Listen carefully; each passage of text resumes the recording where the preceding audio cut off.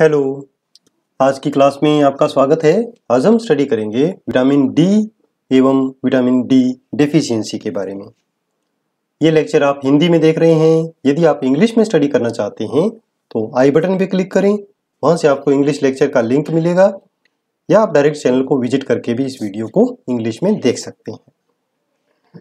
Vitamins क्या हैं? Vitamins कार्बनिक यौगिक हैं जो और आवश्यक पोषक तत्वों की श्रेणी में शामिल हैं, यानी इन्हें बाहर से लेना पड़ता है खाने के साथ ताकि इनकी कमी ना हो। इनकी शरीर को बहुत ही कम मात्रा में जरूरत होती है, इसलिए इन्हें हम सूक्ष्म पोषक तत्व भी कहते हैं। विटामिन्स एनर्जी यील्ड नहीं करते हैं, लेकिन शरीर को अन्य पोषक तत्वों के उपयोग के लिए सक्षम बनाते हैं। विटामिन्स को हम प्रोटेक्टिव फूड्स भी कहते हैं। Vitamin D. Vitamin D fat soluble vitamin है और मनुष्य में यह दो रूपों में पाया जाता है। कौन कौन सा? D2 और D3। D2 को हम कैल्सीफेरॉल कहते हैं और D3 को कोलिकैल्सीफेरॉल।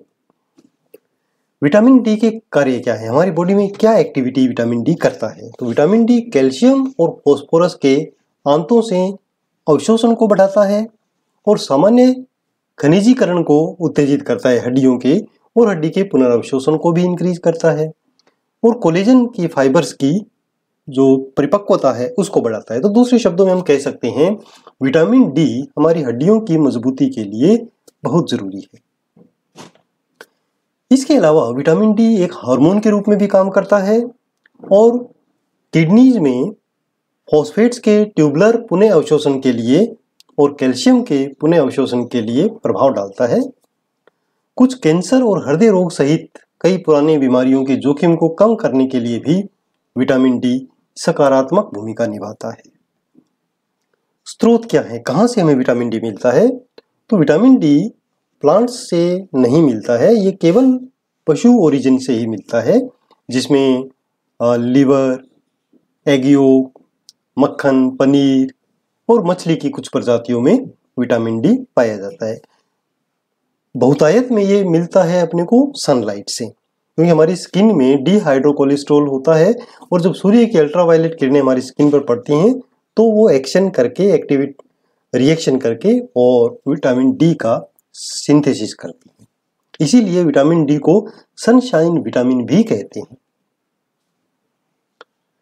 Deficiency disease of vitamin D. यदि विटामिन डी की कमी हो जाए तो क्या हो सकता है? 3 प्रकार की प्रॉब्लम्स मनुष्य में हो सकती हैं, जिसमें एक है रिकेट्स, दूसरी ऑस्टियोमलेशिया और तीसरी ऑस्टियोपोरोसिस। यदि बच्चों में विटामिन डी की कमी है तो जो प्रॉब्लम होती है उसे हम रिकेट्स कहते हैं। ये ज्यादातर 2 साल से छोटे बच्चों में देखी जाती है।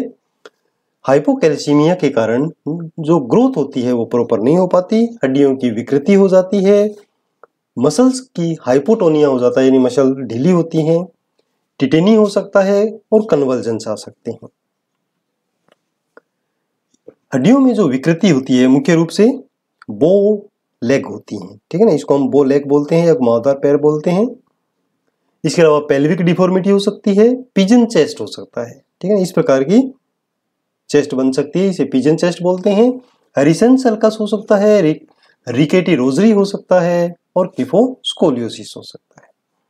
इसके अलावा जो डेवलपमेंटल माइलस्टोन्स हैं जैसे वॉकिंग या दांत निकलना, उसमें भी देरी हो सकती है। यदि वयस्कों में विटामिन डी की कमी है तो ऑस्टियोमलेशिया हो सकता है। ऑस्टियोमलेशिया होता है सॉफ्टनिंग ऑफ द बोन, अस्थि मृदुता या हड्डियों का नरम होना ऑस्टियोमलेशिया कहलाता है। ऑस्टियोमलेशिया वाले बच्चों और जो युवा वयस्क हैं उनमें अगेन बोर्ड लेग्स हो सकती हैं, क्योंकि जो पैर हैं उनकी हड्डियां उस पूरे बॉडी के वजन को झेल नहीं पाती हैं, नरम होती हैं, सॉफ्ट होती हैं। और जो ज्यादा उम्र के लोग हैं उनमें फ्रैक्चर की संभावना इंक्रीज हो जाती है। तीसरा डिसऑर्डर है ऑस्टियोपोरोसिस। यदि लंबे समय तक विटामिन डी की कमी बनी रहे तो ऑस्टियोपोरोसिस हो सकता है, जिसमें बोन डेंसिटी कम हो जाती है, बोन मास कम हो जाता है और जो माइक्रो आर्किटेक्चुरल स्ट्रक्चर है बोन की वो कमजोर हो जाती है। उससे हड्डी के टूटने का, फ्रैक्चर का काफी खतरा बढ़ जाता है। वृद्ध लोगों में जो उस हड्डी टूटने का जो मेन कारण है वो यही ऑस्टियोपोरोसिस होता है। विटामिन डी डेफिशिएंसी को कैसे दूर कर सकते हैं या होने ही ना दें, कैसे प्रिवेंट कर सकते हैं? तो इसके लिए सबसे पहले हेल्थ एजुकेशन देंगे पेरेंट्स को कि वो अपने बच्चों को मॉर्निंग की जो धूप है उसको एक्सपोज करें उसकी स्किन को, ताकि विटामिन डी सिंथेसिस हो सके। छोटे बच्चों को समय समय पर पूरक विटामिन दिया जाए, प्रोफाइलैक्सिस दी जाए, और खाद्य पदार्थों में विशेष रूप से दूध में विटामिन डी का फोर्टिफिकेशन किया जाए, तो हम विटामिन डी को डेफिशिएंसी को प्रिवेंट कर सकते हैं। धन्यवाद स्टूडेंट्स। ऐसे ही उपयोगी वीडियोस देखने के लिए आप चैनल को सब्सक्राइब कर सकते हैं, फेसबुक पेज लाइक कर सकते हैं ताकि लेटेस्ट अपडेट्स आपको रेगुलर मिलता रहे, और नोट्स बनाने के लिए विजिट करें mynursingstudents.blogspot.com। यहाँ पर आपको सारा कंटेंट मिलेगा। फॉलो कर सकते हैं लेटेस्ट अपडेट के लिए मुझे ट्विटर पर, इंस्टाग्राम पर और Facebook group nursing notes join कर सकते हैं। धन्यवाद। आपका दिन शुभ हो।